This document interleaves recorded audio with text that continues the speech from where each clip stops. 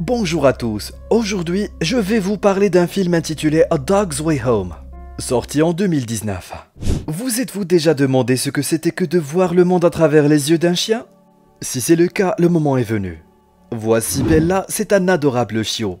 Nous commençons le film en voyant le monde à travers les yeux de Bella. Vous avez probablement déjà entendu l'expression se battre comme des chats et des chiens. Mais vous pouviez être surpris de constater que cela ne s'applique pas ici. Bella a passé la première partie de sa vie dans un bâtiment abandonné, parmi des chiens et des chats. Les chats n'étaient donc pas ses ennemis, ils faisaient partie de sa famille. Mais même si les chiens et les chats ne faisaient de mal à personne, un jour, deux agents de la fourrière ont fait une descente dans la maison. Ils ont attrapé et emmené tous les membres de la famille de Bella et puis, en quelques minutes, Bella s'est retrouvée toute seule. Mais Bella n'avait pas seulement une famille de chiens, elle avait aussi une famille de chats et l'un des chats a sauvé Bella des agents du contrôle des animaux. Lucas et Olivia sont deux amoureux des animaux qui font tout leur possible pour rendre visite aux chats et aux chiens, errants du quartier. Bien que les humains aient détruit la famille de Bella, Lucas est différent. Il se rendait chaque jour dans le bâtiment en ruine pour nourrir les chats sans abri. À chaque fois, Bella courait leur faire des câlins.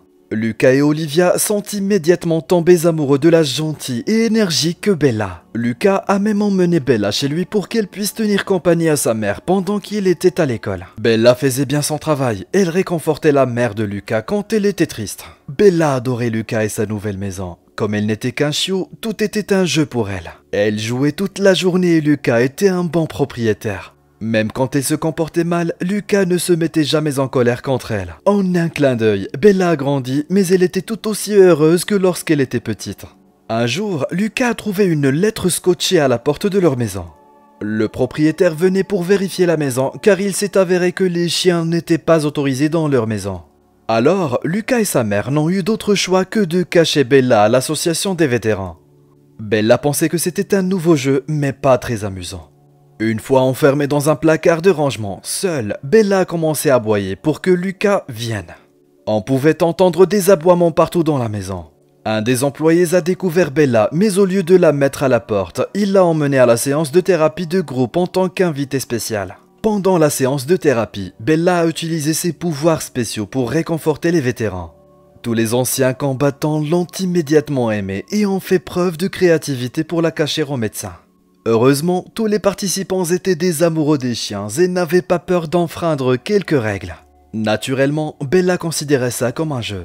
Un jour, lors d'une promenade avec Bella, Lucas et Olivia ont découvert que l'ancienne maison de Bella était en train d'être démolie.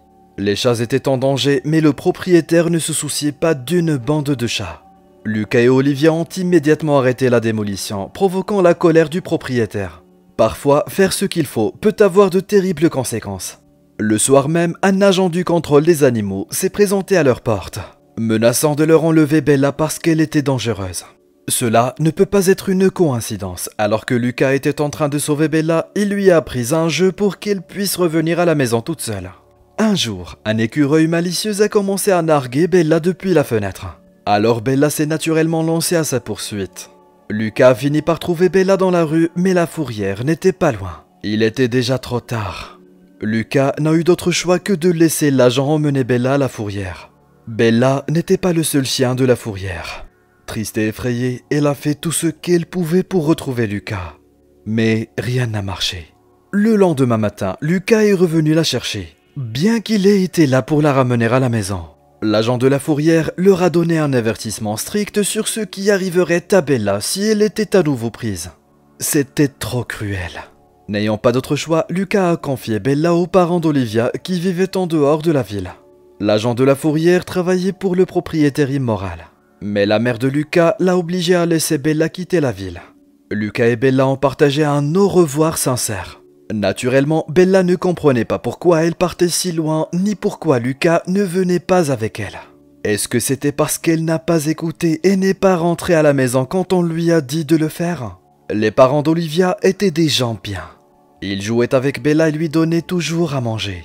Bella a essayé d'aimer sa nouvelle maison, mais ce n'était pas pareil, il n'était pas sa famille. Alors que Lucas lui manquait énormément, elle a pris son opportunité et a sauté par-dessus la clôture pour s'échapper et rentrer dans sa vraie maison. Mais c'était tellement loin, comment aurait-elle pu retrouver son chemin toute seule? Même avec toutes les chances contre elle, Bella continuait. Bella n'avait jamais vraiment été seule auparavant. Il est donc normal qu'elle ait eu des difficultés à survivre dans la nature. Affamée et fatiguée, Bella a essayé de chasser dans la forêt, mais sa proie s'est enfuie. Finalement, Bella est arrivée dans une nouvelle ville un peu plus loin. Elle a trouvé un nouveau groupe et s'est amusée avec ses nouveaux amis qui lui ont montré tous les meilleurs endroits pour trouver de la nourriture. Obtenir de la nourriture d'humains au grand cœur était bien plus facile que de chasser les lapins. Mais à la tombée de la nuit, Bella commençait à se rendre compte de la situation dans laquelle elle était. Elle aurait pu rester et rejoindre une nouvelle famille, mais elle a préféré reprendre la route.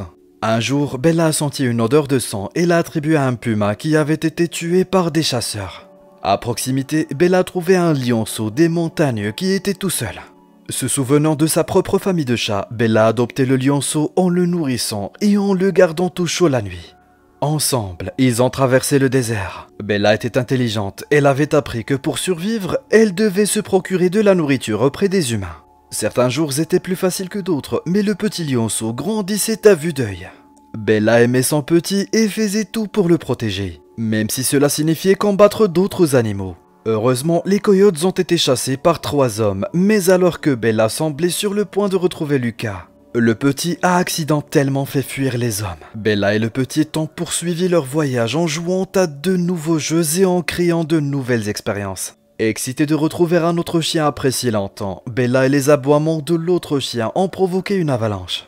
Pendant que le propriétaire du chien était à l'hôpital, 2 skieurs ont adopté Bella et le nouveau chien. Sa nouvelle vie n'était pas mal, elle était au chaud et avait le ventre plein chaque jour. Un jour, les 2 hommes ont ramené Bella et son nouvel ami à son propriétaire. Même si le chien était heureux de voir son maître, le propriétaire était en fait un vieil homme méchant qui ne se souciait pas du tout de son chien. Le vieil homme ne méritait pas son chien. Heureusement, après que l'homme ait renié son chien, les 2 skieurs l'ont adopté malgré tout. Bella était heureuse que son ami ait trouvé un nouveau foyer aimant. Elle savait que sa vraie maison était ailleurs, alors elle s'est enfuie à nouveau. Quand Bella est arrivée dans une nouvelle ville, elle a été adoptée par un vieil homme. Bien que ce vieil homme n'avait rien d'autre que les vêtements sur son dos, il s'assurait au moins que Bella n'avait jamais faim. Le vieil homme aimait vraiment Bella et avait constamment peur qu'elle le quitte. Finalement, c'est le vieil homme qui a laissé Bella seule, enchaînée et incapable de s'échapper. Son amour pour elle a fini par la blesser. Après le décès du vieil homme, Bella est devenue faible, assoiffée et affamée. Elle a eu beau attendre, personne n'est venu la chercher. Elle avait presque perdu tout espoir lorsque 2 enfants l'ont soudainement trouvée. Les enfants ont libéré Bella de sa chaîne et elle est repartie à la recherche de Lucas. Dans la nature, les coyotes ont commencé à la chasser. Même si Bella courait aussi vite qu'elle le pouvait, c'était une contre plusieurs et elle a rapidement été entourée par une meute de coyotes affamés. Mais Bella n'a pas perdu espoir. Au contraire, elle a attaqué en premier, mais que pouvait-elle faire contre tant d'ennemis? Alors que tout espoir semblait perdu, un lion des montagnes a soudainement rejoint le combat. Il s'avère que ce lion des montagnes était le petit de Bella. Sauf que ce n'était plus un petit, mais un adulte. Si Bella pouvait retrouver un membre de sa famille, alors il y avait encore un espoir de retrouver Lucas aussi. Bella était si excitée de présenter Lucas à sa nouvelle famille et rêvait de leur nouvelle vie ensemble.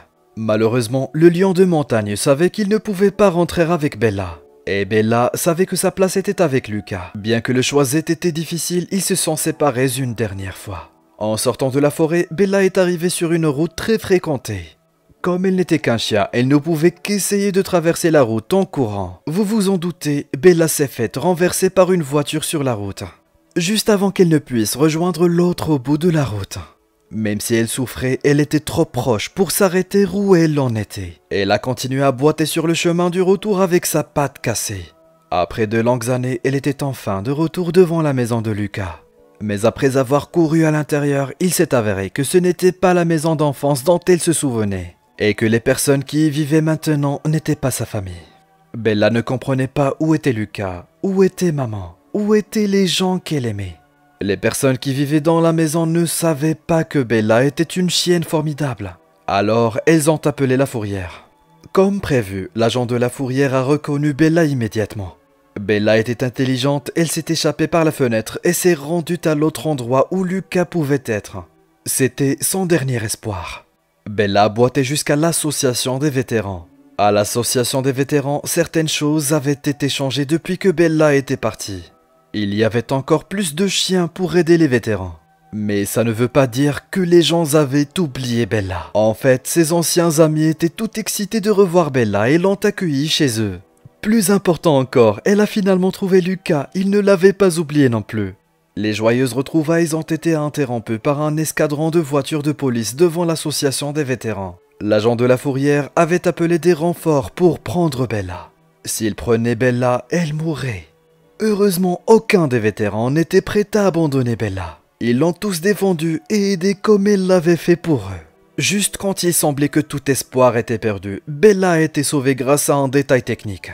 Bien que la ville de Denver n'autorisait pas les pitbulls. L'association des vétérans est une propriété fédérale, la fourrière n'y a aucune juridiction. Le film se termine avec Bella de retour chez elle, là où elle doit être, avec les gens qu'elle aime. Lucas et Olivia ne l'avaient pas oublié, ils ont même gardé sa couverture préférée et jouaient à nouveau avec elle avec son jeu préféré. Le voyage de retour de Bella lui a pris plus de 2 ans. Pendant tout ce temps, elle n'a jamais oublié les personnes qu'elle aimait et, malgré toutes les difficultés qu'elle a rencontrées, elle est restée un chien adorable. C'est une histoire réconfortante d'amour familial et de persévérance.